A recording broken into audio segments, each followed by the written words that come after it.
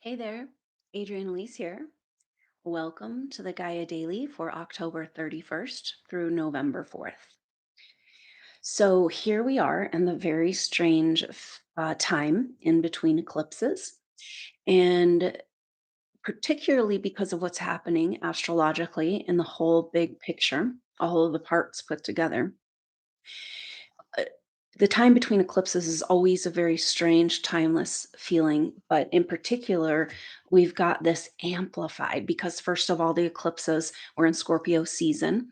We've got now the sun, m- uh, Venus, and now Mercury has moved over into Scorpio. We also have Mars turning retrograde today and Jupiter having just retrograded back into Pisces, hovering at the end degrees of Pisces for the next couple of months.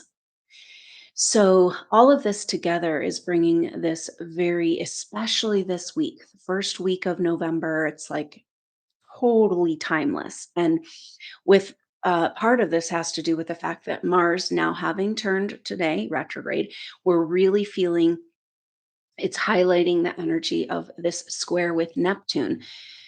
So Mars made this square with Neptune at 23 degrees before going retrograde, now retrograde at 25 degrees, and will retrograde back. The next square with Neptune in November will be at 22 degrees. But now that Mars has officially begun the retrograde, we've been talking about this for quite a while. It means it's heading back into the second square with Neptune. And that square is really powerful. And it's bringing a feeling, especially with Mars retrograde, of frustration around not being able to move forward. And what's keeping us from moving forward, the square, was the obstacle, this can't keep going the way you're going, is Neptune and Pisces. So we've got this energy of the past, unresolved past of the Piscean age, once again coming up in our face, and just this incredibly frustration feeling of not being able to know what is up from down, much less how to orient and direct your life in any way. And it's a rebloom of the way that we felt in 2020, um, as we moved into this whole energy when the nodes were in Gemini and Sagittarius, and this mutable energy of like not being able, and tons of Neptune transits, and just like not being able to find direction or know where we're going or where we're coming. But now this feeling is starting to make sense because we're starting to feel, we've gotten this message that in order to make this big leap onto our more appropriate timeline, we've gotten so messed up through events and i- um, kind of sabotage type energy in our timelines, that we've got some catching up to do, right? It's like a comet coming in, it's like careening in this new timeline's divine timeline. But in order to meet up with that, we've got to kind of go and meet some markers that we missed. And those markers that we missed, it's like we have to do it kind of in a very dynamic way. We might have to bounce around a little bit in a zig and a zag. Oh, more of this, right? And but really now we have the feeling of being catapulted onto this new timeline, but we're now flying through the air. And so it's pretty difficult to navigate when you're just being catapulted through the air. It's not up to you to decide. Your little ego, your little mind doesn't get to decide where you're going to land. And so all we can do is go within and get into alignment with who we really are, in our bigger soul, through self. So that's what this time is about. Mars retrograde, we've been getting that message of a reinitiation, a remembering of who we really are.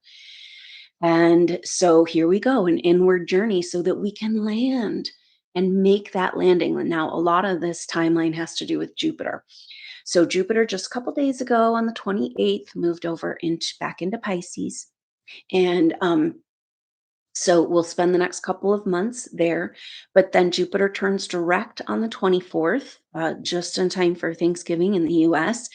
And then we'll come back, move back into Aries, at 0 degrees Aries point that it just went over, but backwards, bringing a feeling of trepidation and fear and resistance to the new. But then this kind of landing, this moment, this marker, there's a very powerful energy when Jupiter moves back into Aries, crossing that 0 degrees Aries point for the third and final time. And then Jupiter just really runs with it, moving into Taurus in the spring of 2023. So Jupiter will come out of retrograde shadow in mid February. So we're having incremental kind of coming back online energies through from these retrogrades. Mars retrograde today will stay in Gemini the whole time. So we'll just stay in the confusion, square Neptune. I don't know who I am because I lost my voice. um, they cut out my vocal cords, the Piscean age. No, it's like so that energy is Mars will not turn direct until January 12th, and then come out of retrograde shadow mid-March, like for the Ides of March. And so we have this incremental kind of coming back online energy from these retrogrades, and it'll be about a 6-month process all the way back from where this last Mercury retrograde, and then there will be another Mercury retrograde in the new year. So as those things resolve, and we come, it's kind of like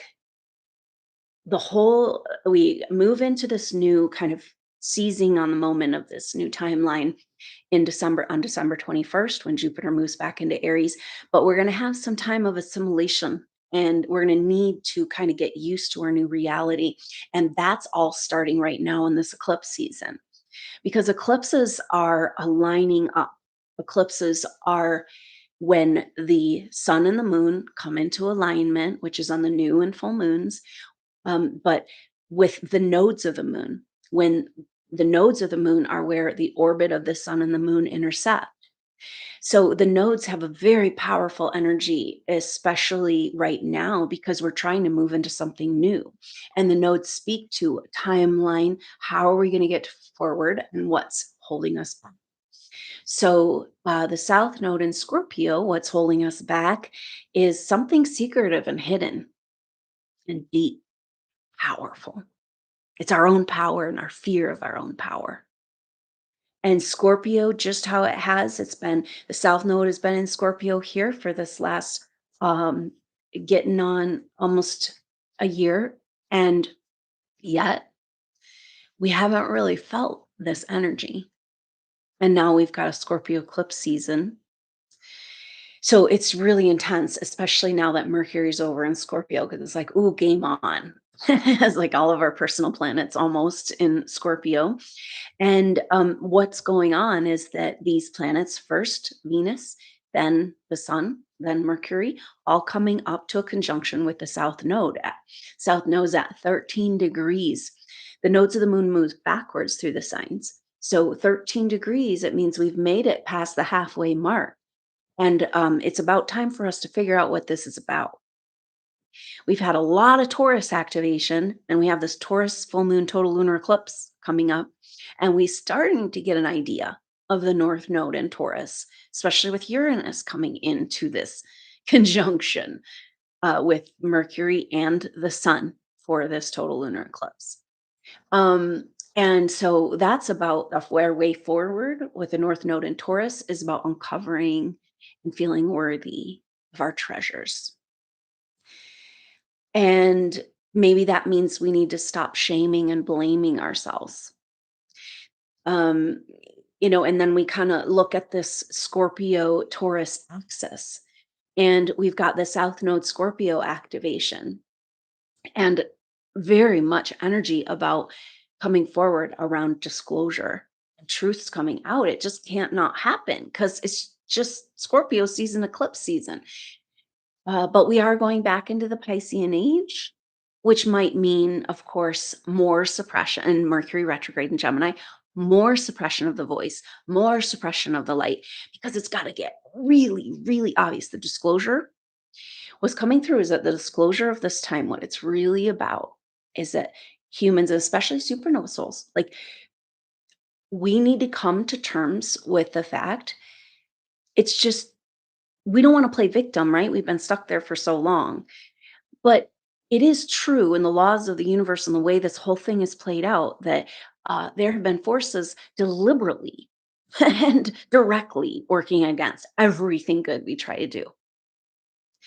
But we've taken it personal and we got caught in our ego constructs and the karmic ties and our feelings of responsibility for this evolution in earth and our soul groups and um, groups of people, our family and everything. Supernova souls just have taken on so much karmic responsibility that is not yours.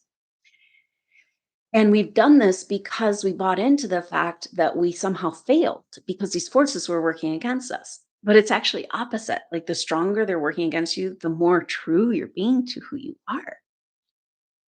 And if we only understood throughout this evolution that that was just the way it was, and that's kind of what's playing out in our world right now, it's getting really, really intense and super, it's going to get worse. Like it just is in the stars, like way more authoritarian, weird bullshit, because it's got to be so obvious that these forces, it's not like, oh, maybe they're just a little negligent or not quite paying attention. No, they're deliberately trying to poison and kill us. We cannot hide from this fact anymore. And we can't internalize this as shame and blame anymore. And I mean, I got this huge message from the very beginning of these downloads around supernova souls that happened back in 2015. And these messages of when supernova souls lift off the karmic psychic burden that they've been carrying through this whole evolution, going back to Atlantean time, blaming themselves for everything wrong and just being beaten down into a pulp. Well, that's good because your ego can't really live there, right? you know, and it's all about being released from these lower constructs so we can be free again, right? So we got to just step up and be like, all right, bring it, universe, because I know what I'm doing here now. And I understand the forces were only working against me to the point of to show me how strong I really am and to get me to claim this power and autonomy so that I can never get duped again. Do you see?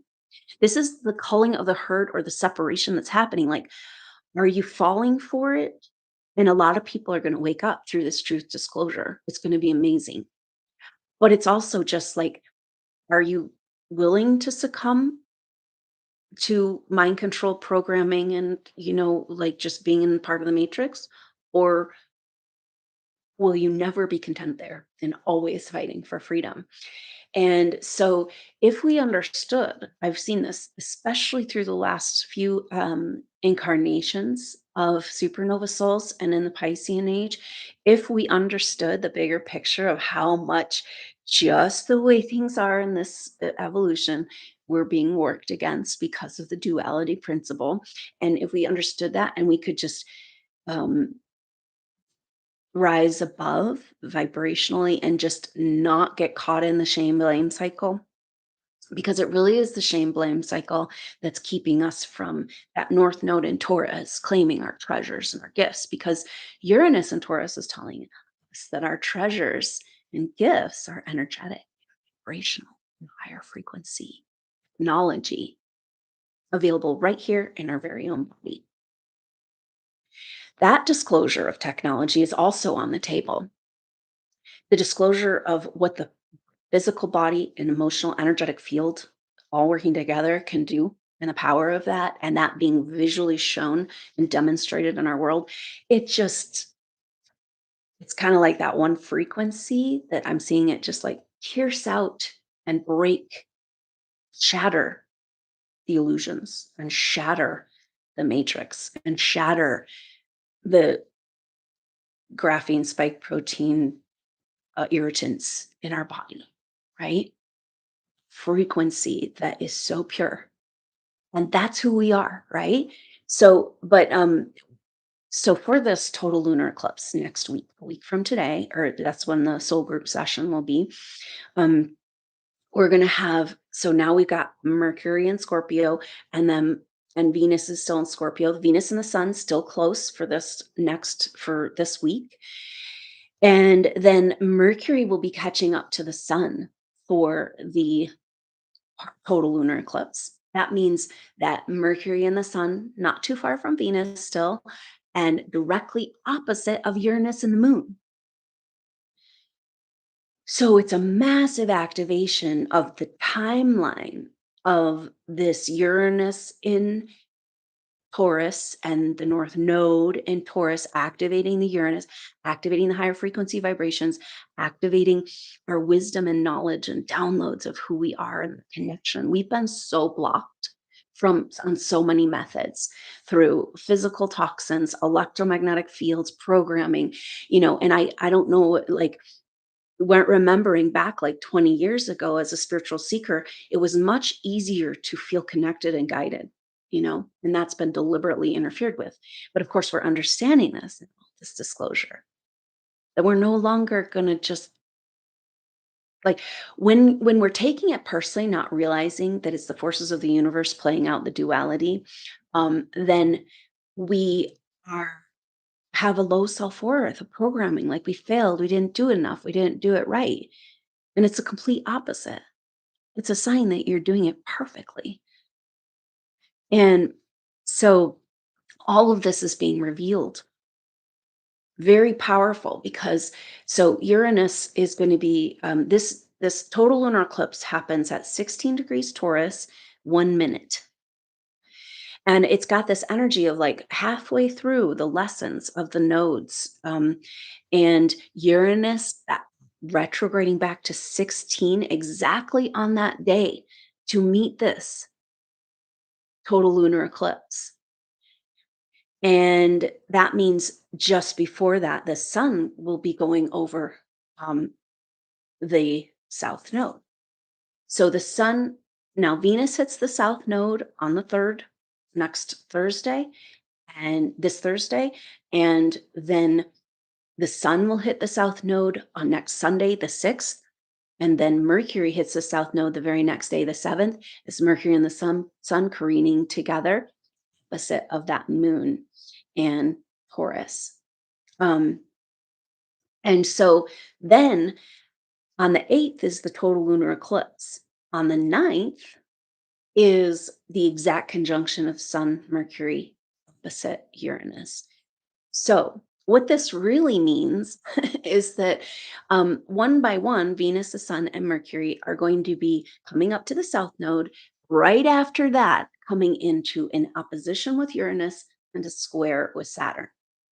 So, the Saturn Uranus square is over. They're starting to separate out. But now that our personal planets are coming into it, it's like a huge bloom of the Saturn square Uranus energy. And it's kind of interesting because Saturn just turned direct on the 23rd and Uranus is still retrograde. So they're very clearly like, okay, we've done enough of this square dancing around. We're done. We're moving on to our different season, right? But now, boom, but it's like a parade. It's like a Day of the Dead parade in Scorpio with first Venus and then the Sun and then Mercury all hitting the South Node and then coming right into opposition with Uranus and square Saturn. So those bigger squares with the bigger planets, you don't always feel, or those energies, we don't always feel. They're kind of like out there happening somewhere. It's a backdrop until our personal planets come into communication. And that's what's going on. So we've got Venus leading the way now. Venus and the sun coming together, so beautiful, moving to Scorpio. Venus starting to move on, moves a little faster than the sun. And so that energy is about first our feminine facing the dark, shadowy past and karma that's holding her back.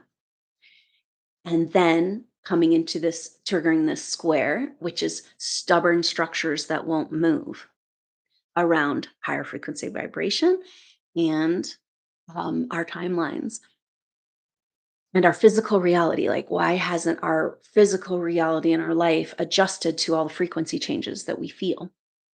And that's what this square is about. So we could see radical changes from this whole thing. It's almost like a whole year and a half of changes that have been held Like that we talked about, like all the water leaving the Gulf. This is where we are, right? We're just at this place of like, just we're in the vacuum. And all we can do is just take the ride and direct ourselves according to our inner truth and navigate from that place and put the intention of landing home in Gaia, our heart, home with her, home. That's where we're landing. We're actually bringing Gaia home to Earth again. We've been holding our consciousness, not feeling worthy of it, and not realizing that we even have access to it. But that's where we want to land. And so all of this is about that. But basically, our feminine, and then the sun is our identity, who we think we are. So this is total ego death material. And then Mercury. So the sun is there in between massive activation with Venus, now Mercury. It's like, what is this all about? Coming to counsel within ourselves and our brain and our heart and our soul. Being like, we got to get on the same page. Enough of this fighting within our lower self and our higher self that's been trying to land. And so, very powerful manifestation of changes that have been brewing for the last year and a half. But we can't really feel those while we're suspended in the air, catapulting through the universe. We're not going to see those until these retrogrades resolve, those changes that we know are coming in our life and in the world. So we're definitely looking at the new year, incremental changes towards this new reality. And so, again, we must be leading the way. The message we keep getting again and again, whatever that means, being willing to go first in the catapult. That's great. So now Mars is retrograde today. And we talked about this square with Neptune and bringing confusion and frustration at what is the truth. Just absolute frustration brewing at being silenced and gaslit and told so many lies.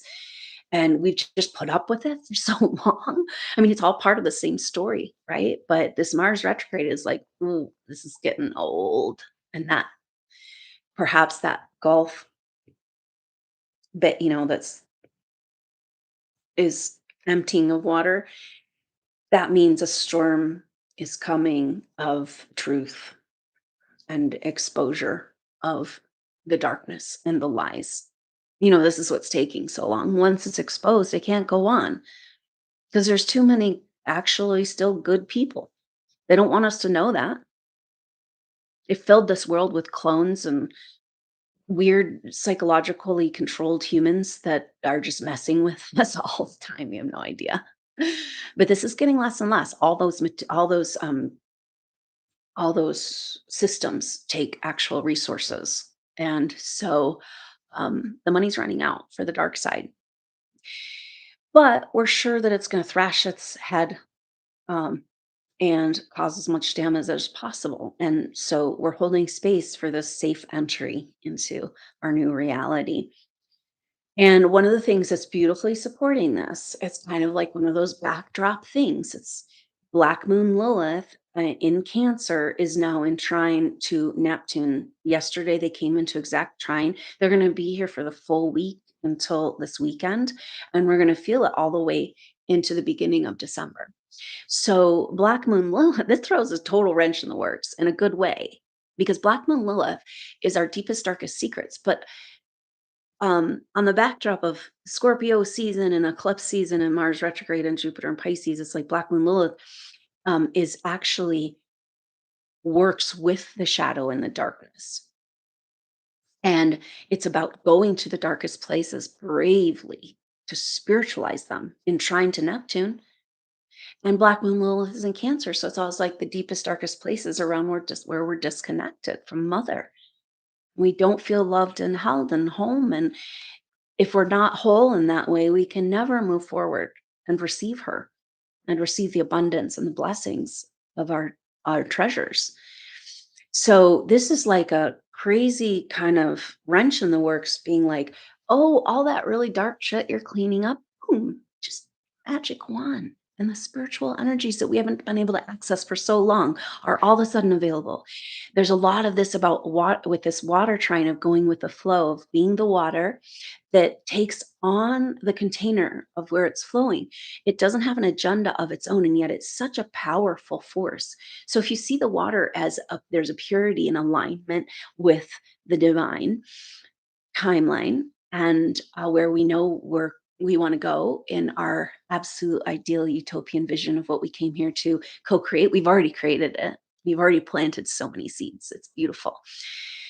But can we get in alignment with that energy and allow, and it's a beautiful picture too, because one little drop, one of us, doesn't have a lot of momentum to stay in that alignment. But when we're working together energetically and supernova souls coming together, in person, it's going to be beautiful, but we're already connected energetically, and we can help each other and support each other to stay in that flow and to bring the power of our energy together to maintain the magic through all events, because you never let go.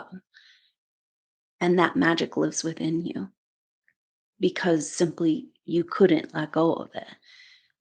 So now it's time to claim it. And the thing is that we've been doing is because we didn't feel worthy of it ourselves, we've been kind of giving it away, not even knowing it, and then allowing the energies of the universe to dark of the shadowy energies use our energy for their miscreations. But now we're understanding this precious, beautiful gift of source, and that to know yourself as source means to know that you have a direct connection to source, and that means also those around you have that direct connection to source. And this can guide us through these times, knowing that that's all we really came for. And we got the message around supernova souls just so yearning, so missing each other, wanting to come back together. We've been so blocked and dispersed of our own. We agreed to it, right, for so long. But we're coming back together and using that power of our collective consciousness to help each other stay in alignment with that divine timeline and out of the agendas of the people around us. Okay, so this is where we always get messed up in the point of evolution, where it's like you get close and then there's a crisis point right before you're breaking through to freedom, to higher frequency vibrations. And in our evolution, we've gotten to that point. And then it's like at the very last moment is when forces will come in and try to convince you to once again give up your power. Like, oh, humans, we're going to save you. And it's like, I'm not falling for that this time. So what that is agendas, right? So through our life, we're basically, and through our lifetimes and our evolution, it's like we're coming up with these authorities, levels of authority, until we get to like galactic level of authority that is ultimately where our contracts, the most difficult contracts lie.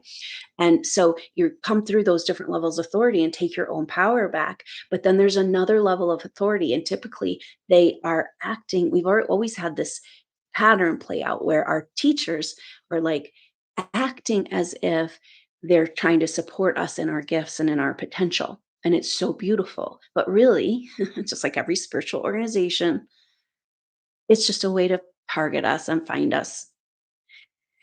And so it's a way to control us and to figure out who we are and make sure that we are handicapped and thwarted throughout this whole evolution. So, this energy of like working through hierarchical authority, and then you take a new level of authority. And a lot of times, those you thought that were supporting you in this end stage game, generally, like who we've thought of as maybe angels or the Galactic Federation or whoever, right? It's like that's all agenda. If an energy is showing up in a body or a spaceship or whatever in physical form, they have an agenda. And the forces we're working with are invisible and don't need a body and are pure and enlightened. And so we this is that tricky place where it's like you want to just make sure, and the way to do that is to come into this one agenda, the Gaia timeline, the ideal, optimal. And you can feel this in your heart. You held on to this beautiful image. It's in the Gaia codes.